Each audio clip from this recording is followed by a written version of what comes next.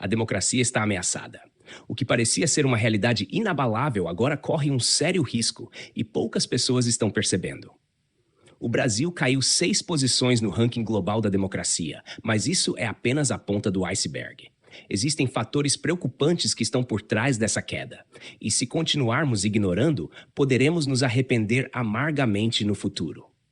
Neste vídeo, você vai entender tudo o que está acontecendo e, mais importante, descobrir o que pode ser feito para impedir que essa ameaça se concretize.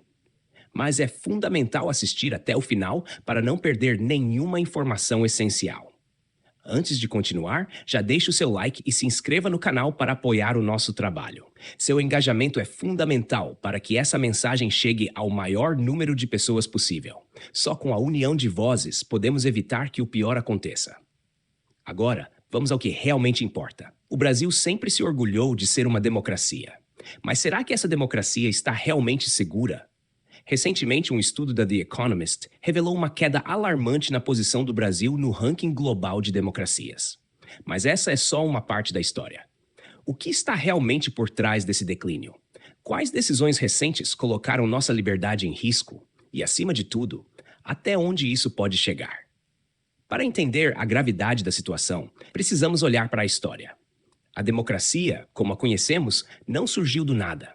Foi conquistada ao longo de séculos, com lutas, revoluções e muita resistência contra regimes autoritários. Na Grécia Antiga nasceu o conceito de governo pelo povo, mas mesmo lá era limitado. Durante a Idade Média, a democracia praticamente desapareceu sob monarquias absolutistas. Apenas depois de revoluções como a inglesa, a francesa e a independência dos Estados Unidos, a ideia de um governo baseado na participação popular começou a ganhar força novamente. No Brasil, a democracia enfrentou inúmeros desafios. Da proclamação da República à ditadura militar, passamos por períodos de grande instabilidade. Em 1988, com a promulgação da Constituição, garantimos direitos fundamentais e um sistema democrático sólido. Mas será que ele está tão sólido assim? As ameaças recentes mostram que não. Um dos fatores que motivaram a queda do Brasil no índice de democracia foi a polêmica decisão do Supremo Tribunal Federal de bloquear a rede social X. Esse episódio levantou um debate acalorado. Foi um ato necessário para manter a ordem ou um caso de censura? Em meio a essa polarização, as instituições foram politizadas e a violência política se intensificou. A confiança da população no sistema foi abalada. Mas não é só isso. A fragilidade da relação entre as Forças Armadas e a democracia continua sendo uma sombra sobre o país. As investigações sobre uma possível tentativa de golpe de Estado demonstram que ainda há forças que tentam desestabilizar a ordem democrática. O Brasil já passou por períodos sômbrios antes, e a história nos ensina que ignorar os sinais pode ser um erro fatal. Se não tomarmos cuidado, poderemos seguir o caminho de países que já perderam suas democracias para regimes autoritários.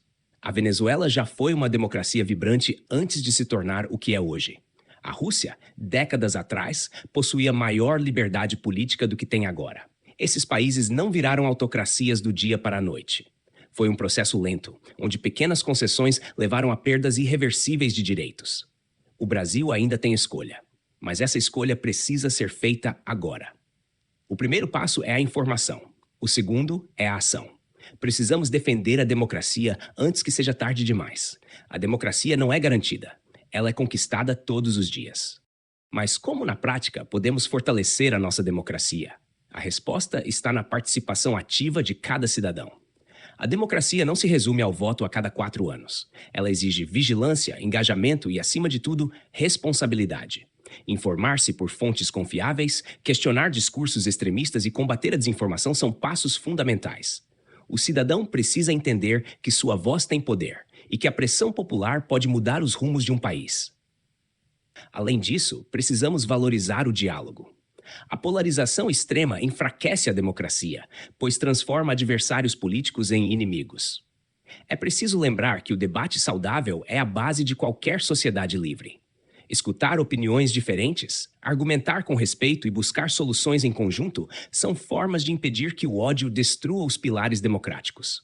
As instituições também têm um papel fundamental. O poder público deve agir com transparência, respeitar a Constituição e garantir que nenhuma decisão comprometa os direitos fundamentais. O judiciário precisa atuar com imparcialidade, evitando excessos que possam ser interpretados como autoritários.